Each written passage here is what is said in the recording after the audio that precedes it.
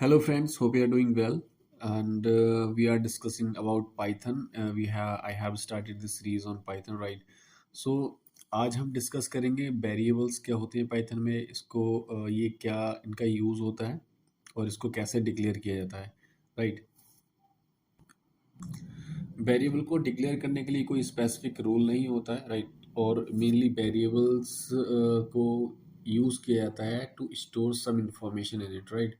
So like variable works as a containers, जहां आप अपनी कोई इंफॉर्मेशन स्टोर करते हैं फॉर फ्यूचर यूज़। आपको फ्यूचर में उसकी ज़रूरत पड़ेगी तो आप वेरिएबल को कॉल करेंगे, तो आपकी जो इन्फॉर्मेशन वेरिएबल में स्टोर होगी वो आपको मिल जाएगी।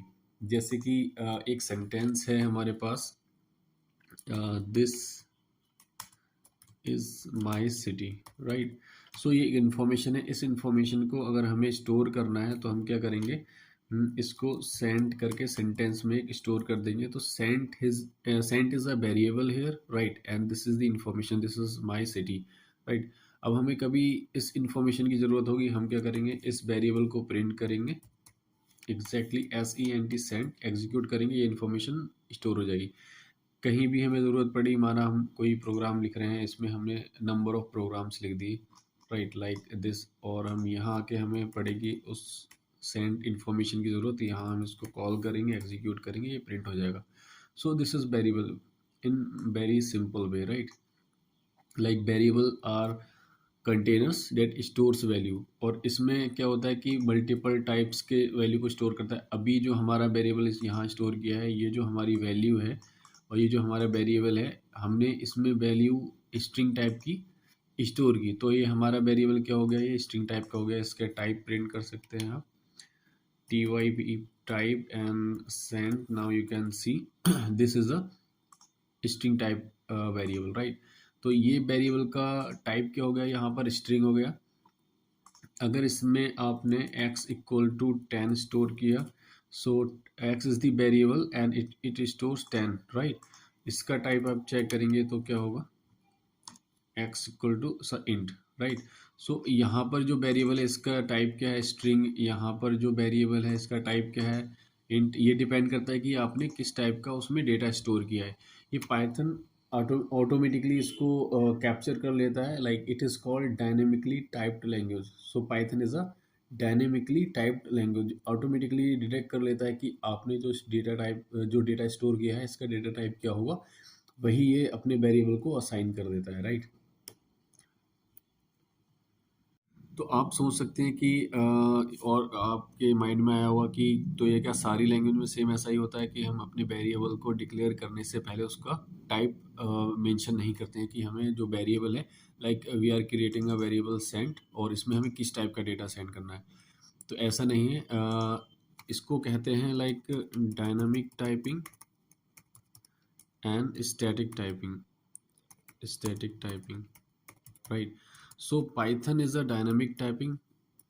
It has the feature of dynamic typing, right? Where आप जहाँ पर आपको आपको वेरिएबल क्रिएट करने से पहले उसको मेंशन नहीं करना है कि ये मैं किस टाइप का डेटा इसमें स्टोर करूँगा। आप आपको जस्ट मेंशन करना है वेरिएबल नेम एंड जस्ट आपको क्या वैल्यू स्टोर करना है। You just need to mention the variable name and store the value whatever you want to. पहले आपने इसमें एक्स में ए में 10 स्टोर किया, नेक्स्ट आप ए में आप कुछ भी स्ट्रिंग नेम टाइप कर सकते हैं। इसमें आप नेक्स्ट आप ए में कुछ भी कर सकते हैं, लाइक कोई integer value, right? So you don't need to specify the variable type, right, before declaring it. उसके बाद आता है स्टैटिक टाइपिंग। स्टैटिक टाइपिंग आपको प्रोग्रामिंग सी में मिलेगा, अगर आपने पढ़ी होगी या अगर आप पढ़ेंगे भी। उसमें आपको कोई वेरिएबल डिक्लेयर करने से पहले उसमें मेंशन करना पड़ेगा कि आप इस वेरिएबल में किस टाइप का डेटा स्टोर करने जा रहे हैं, राइट? सो आपने लिखा a इक्वल टू 10, मतलब आप इसमें 19, आप इसमें इंटीजर टाइप का डेटा स्टोर करेंगे, तो उससे पहले आपको मेंशन करना होगा इंट, राइट? अगर आप कोई ऐसा वेरिएबल क्रिएट करने जा रहे हैं जिसमें आपको मेंशन करना है, आपको लिखना है उसमें string value, right? String data type है और स्ट्रिंग वैल्यू लिखना है, like this is my cat. तो इससे पहले आपको यहाँ मेंशन करना होगा कि आप इसमें स्ट्रिंग वैल्यू मेंशन करेंगे, राइट। और फिर क्या होता है, अगर आपने किसी भी लैंग्वेज में उसका डेटा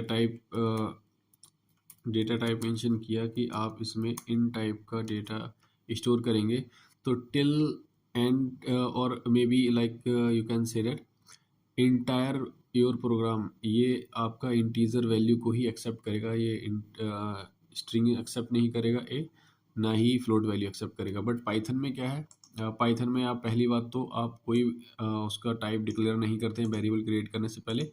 आप जस्ट एक वेरिएबल नेम लिखते हैं और उसमें वैल्यू स्टोर करते करेंगे, ये एग्जीक्यूट हो जाएगा तो ये वैल्यू आपकी जो 10 वैल्यू है वो एक्स में स्टोर हो जाएगी। डायनामिक टाइपिंग जहाँ पे आपको वेरिएबल डिक्लेयर करने से पहले उसका टाइप नहीं लिखना है, और स्टैटिक टाइपिंग ये होती है कि आपको वेरिएबल डिक्लेयर करने से पहले उसका टाइप लिखना है कि आपको उसमें किस टाइप का डेटा आप स्टोर करने जा रहे हैं, राइट। फिर एक कॉन्सेप्ट आता है इसमें डायनामिक बाइंडिंग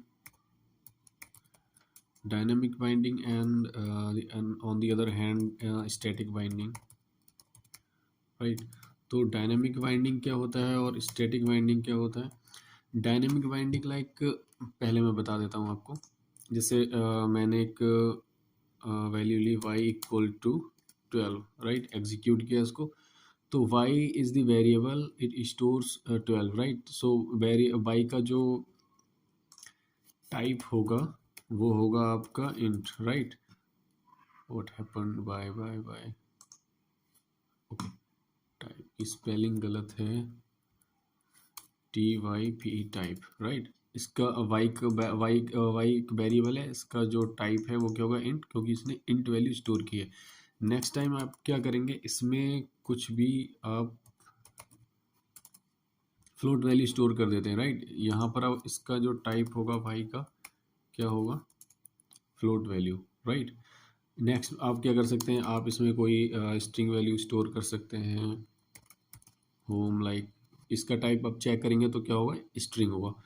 तो इसमें क्या है कि ये आप जो वेरिएबल क्रिएट कर रहे हैं ये किसी उससे बाइंड नहीं है कि आपको सिर्फ आपको, अगर आपने इनिशियली इसको इंटीजर असाइन किया है तो ये इंटीजर ही एक्सेप्ट करेगा, कोई वैल्यू नहीं सर। आप हर बार में इसको क्या कर सकते हैं, चेंज कर सकते हैं। आपने यहाँ इंटीजर स्टोर किया, यहाँ पर आपने फ्लोट स्टोर किया, यहाँ पर आपने स्ट्रिंग स्टोर किया, so it is called like dynamic binding where it not stop you to store any types of data in your variable within the same variable, right।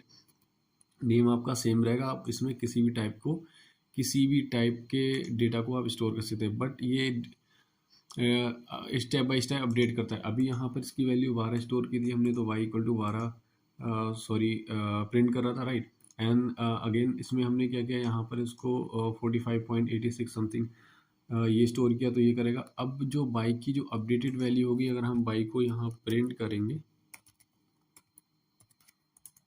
वो होम प्रिंट होगा। y ने ये loose कर दिया क्योंकि आपने यहाँ अपडेट किया, यहाँ अपडेट करने के बाद यहाँ अपडेट किया होम, तो y की जो फाइनल वैल्यू अभी जो इस समय है वो क्या है, y। अगर आप इसको फिर न्यू वैल्यू कोई देते हैं y इक्वल टू 3, और यहाँ पर आप प्रिंट करेंगे y की वैल्यू क्या आएगा, ये 3 आएगा, राइट। तो आपको ये ध्यान रखना है कि आपने कब वैल्यू को अपडेट किया है, तो लास्ट वैल्यू जो आपकी अपडेट करी हुई होगी, जो उसमें असाइन की हुई है, वही वैल्यू प्रिंट होगी, बाकी ये सब एग्जीक्यूट नहीं करेगा, ये y की वैल्यू नहीं है, सही। तो हमने समझा कि डायनामिक बाइंडिंग क्या होती है, स्टैटिक बाइंडिंग क्या होती है। स्टैटिक बाइंडिंग वही होता है कि आपने इनिशियली जो आपने उसको एक वेरिएबल क्रिएट किया, आपने इंट a इक्वल टू 5 उसमें डाला, तो ये सिर्फ इंटीजर वैल्यू को ही एक्सेप्ट करेगा, इसके आप डेटा टाइप को चेंज नहीं कर सकते, और टिल, और we can say that entire program आपका ये इंटीजर वैल्यू ही एक्सेप्ट करेगा, a variable, right. So this is for dynamic binding and static binding. Okay, spelling mistake बहुत होता है। Static binding you can see there, right. Dynamic binding और कोई तो स्पेलिंग मिस्टेक नहीं है।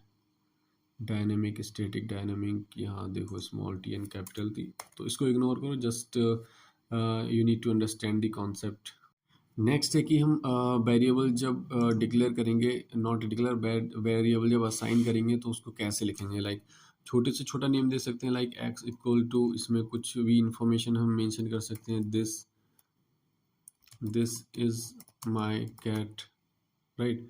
सो कुछ भी हो सकता है, एनी कोई लिमिट नहीं है इसकी, कोई भी वेरिएबल कितना भी वेरिएबल मीन वैल्यू कितनी भी लंबी हो सकती है, इसमें वेरिएबल आप दे सकते हैं एक्स, राइट। और वेरिएबल बड़े से बड़ा भी लाइक आपको डिफाइन करना है, वेरिएबल नेम ऐसे दे सकते हैं आप, मल्टीपल वर्ड्स दे सकते हैं उसमें, जैसे कि like he is talking about sorry his cat, और बाकी फिर इंफॉर्मेशन ये स्टोर कर सकते हैं इसमें जाके, एग्जीक्यूट करेंगे, वेरिएबल क्रिएट हो गया। Now this is the variable. Variable आप अपनी रीडेबिलिटी बढ़ाने के लिए, ताकि बाद में आप वेरिएबल को यूज़ करें तो आपको पता लगे मैंने वेरिएबल किस लिए यूज़ किया था। ये सिंपली नेम है, वेरिएबल नेम लाइक आप कुछ भी दे सकते हैं, लाइक अगर आप बैंकिंग में वर्क करेंगे या फिर जो भी है बैंकिंग के अगर डेटा पे काम करें, तो उसमें जो आप रहेंगे कि loan data is equal to, उसमें लोन डेटा को variable, loan data variable create करेंगे, उसमें वो डेटा स्टोर करेंगे, जो भी हो सकता है, like bad loan, good loan, जो भी होगा वेरिएबल नेम देंगे ताकि वो रीडेबिलिटी बढ़ा सके उसकी, राइट। यहाँ पर देखा कि छोटे छोटे एक्स दे सकते हैं और बड़े में आप कितना भी दे सकते हैं, बट आपको एक ध्यान रखना है कि वेरिएबल क्रिएट करने से पहले, जैसे लिखा मैंने वेरिएबल क्रिएट का my name equal to Jack, enter करेंगे, ये एग्जीक्यूट नहीं होगा क्योंकि वेरिएबल नेम को डिफाइन करने के लिए कभी बीच में स्पेस नहीं होना चाहिए। इसको आपको अंडरस्कोर से किसी से भी आपको ज्वाइन करना होगा, 1 2 3 4 जो भी कोई भी लाइक सबसे बढ़िया तरीका रहता है कि अंडरस्कोर से आप ज्वाइन करेंगे, एग्जीक्यूट करेंगे, ये स्टोर हो गया। अगर आपको अब ये प्रिंट करेंगे my name, you can see that, right. तो अब कभी भी आपको वेरिएबल डिक्लेयर करने से, वेरिएबल नेम डिक्लेयर करने से पहले उसके बीच में स्पेस नहीं छोड़ना है, वरना ये वो वैल्यू स्टोर नहीं करेगा, सिंटैक्स एरर शो कर देगा, राइट। कुछ रूल्स हैं इसके वेरिएबल नेम डिक्लेयर करने के। वेरिएबल नेम को डिक्लेयर करने के लिए आपको स्टार्टिंग करनी होती है स्मॉल a to z से, एंड नहीं और कह सकते हैं, मीन आप या कैपिटल ए से स्टार्ट कर सकते हैं, A to Z कोई भी अल्फ़ाबेट ले सकते हैं, राइट। जैसे कि एक एग्जांपल में यहाँ देख लेते हैं, न्यू लाइन से नेम, ये एक वेरिएबल हो गया, इसने स्टोर करेगा वैल्यू माना जैक, ठीक है, इसने स्टोर की। तो यहाँ पर हमने जो वेरिएबल स्टार्ट किया है वो स्मॉल एन से स्टार्ट किया है, कैपिटल एन से भी स्टार्ट कर सकते हैं, it is also workable, like Mary, right. और हम नेम टू भी लिख सकते हैं, माना we have a multiple name and you can mention like name two, name one, name two, name three, right, like roll number 1 2 3 4 like this. So you can mention any name here. You can mention anything like king, right, and execute. These three are workable. But अगर आप कभी किसी name को number से start करेंगे, या not name, variable name को number से स्टार्ट करेंगे, it is not workable, right. We can mention here the cat and enter, execute, sorry. So it is not valid, like syntax error, invalid decimal literal, right. So आपको याद रखना है, variable create करने से पहले आपको ये देखना है कि आप किसी वेरिएबल को नंबर से तो स्टार्ट नहीं कर रहे हैं, नंबर से वेरिएबल कभी स्टार्ट, वेरिएबल नेम कभी स्टार्ट नहीं होगा, राइट। आप स्मॉल अल्फ़ाबेट से कर सकते हैं, कैपिटल अल्फ़ाबेट से कर सकते हैं, राइट।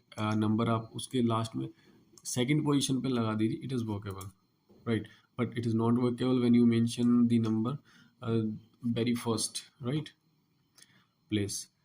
वेरिएबल नेम डिक्लेयर करने के लिए कुछ और लाइक स्पेसिफिक तरीके होते हैं, इससे क्या होता है उसकी रीडेबिलिटी बढ़ती है जब आपके वेरिएबल में मल्टीपल वर्ड्स हो, राइट। सो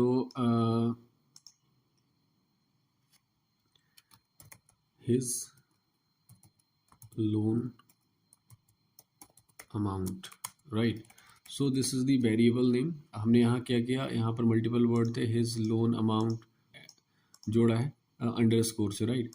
सो लाइक केस होते हैं, हम पहले लिखेंगे कैमल केस होता है एक, स्पेलिंग चेक कर लेना कहीं गलत ना हो, इस कैमल केस क्या होता है? कैमल केस ये होता है कि आप मल्टी कैमल केस में मल्टीपल वर्ड होंगे आपके। मल्टीपल वर्ड में जो सबसे पहला वर्ड होगा उसका जो फर्स्ट लेटर होगा वो स्मॉल होगा, like this, right, this loan amount, not this, his loan amount, right. So his loan amount, यहाँ पर क्या है, 3 वर्ड्स हैं, like his loan amount, right. जो हिज है पहला वर्ड है, उसका जो फर्स्ट लेटर है वो स्मॉल हो गया, राइट। यहाँ पर आप कुछ भी इंफॉर्मेशन स्टोर कर सकते हैं। यहाँ आप, ये वेरिएबल हो गया, इस वेरिएबल में आप किसी भी टाइप इंफॉर्मेशन स्टोर कर सकते हैं, may be integer, float, string, anything, right. So this is the camel case. Pascal case में आप जब वेरिएबल डिक्लेयर करेंगे उसमें मल्टीपल वर्ड्स होंगे, उसमें क्या रहेगा आपका सेम एग्जैक्टली यही रहेगा, बट जो फर्स्ट लेटर है उसका नेम अल्फ़ाबेट कैपिटल रहेगा। इसमें सारे अल्फ़ाबेट कैपिटल रहेंगे फर्स्ट वाले हर वर्ड के, right. So this is the case of camel, you can mention any value here, right? And another is snake case. Snake case क्या होता है? स्नेक केस में आपको वेरिएबल मल्टीपल वर्ड्स होंगे आपके वेरिएबल नेम में, और उसको आप किससे ऐड करेंगे? आप उसको जो जोड़ेंगे वो आप जोड़ेंगे ये, this is the case of snake case, जहाँ पर आपके मल्टीपल वर्ड्स आपने किससे ऐड किए?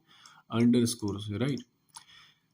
ये तो हो गया आपके टाइप हो गए, किस किस ने क्या नेम होते हैं। कैमल केस हो गया, टाइप का नेम को एक नेम दे दिया है उसको, वेरिएबल नेम को, right. Camel case, pascal case and snake case. और आपका वेरिएबल आप चाहें तो आप अंडरस्कोर से भी स्टार्ट कर सकते हैं, राइट। अंडरस्कोर से स्टार्ट कर सकते हैं। इसमें कोई वैल्यू स्टोर करेंगे, like Rahul execute, it is workable. अगर आप जैसे देखा हमने अंडरस्कोर हमने बीच बीच में भी मेंशन किया है, अगर आप ऐसे करके मेंशन करेंगे NAME, right. So this is also workable.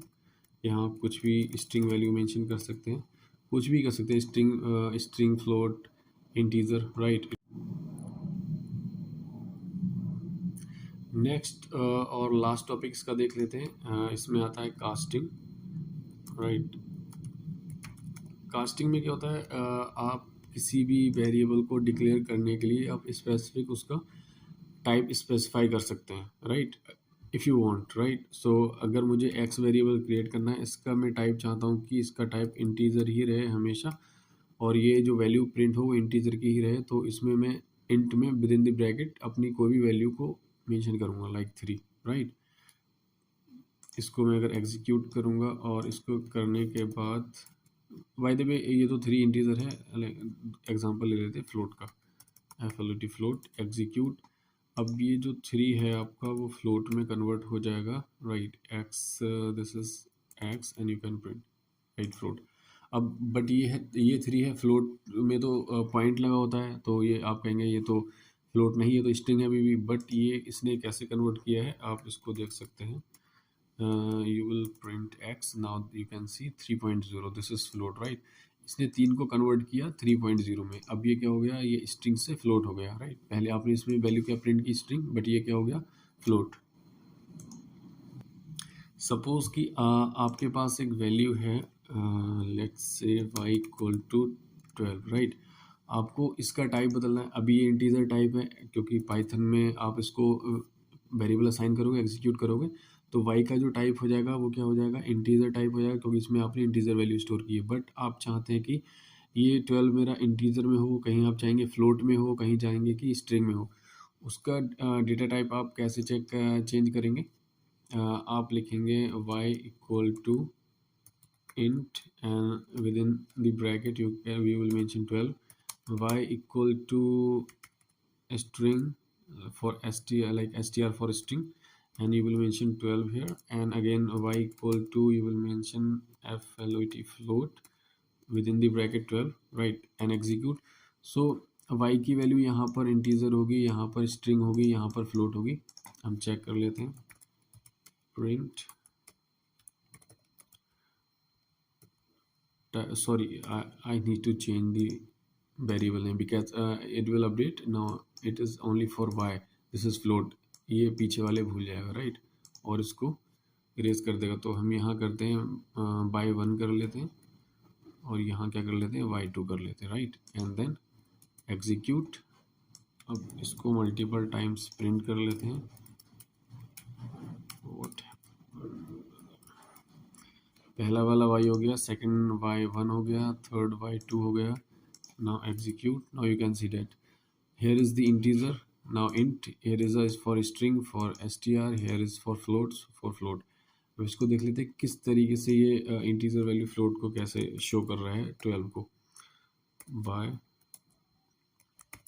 Print y1 print y2 and execute, right?